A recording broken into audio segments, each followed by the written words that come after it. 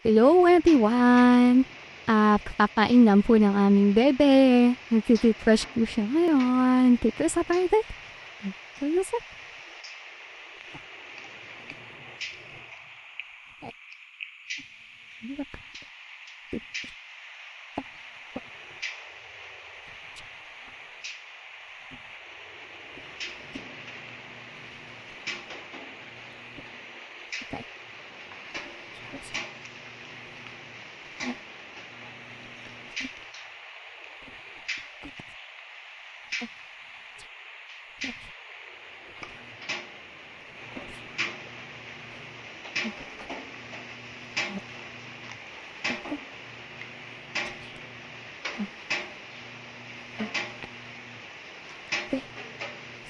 Yan, tapos na po kami mag-toothbrush.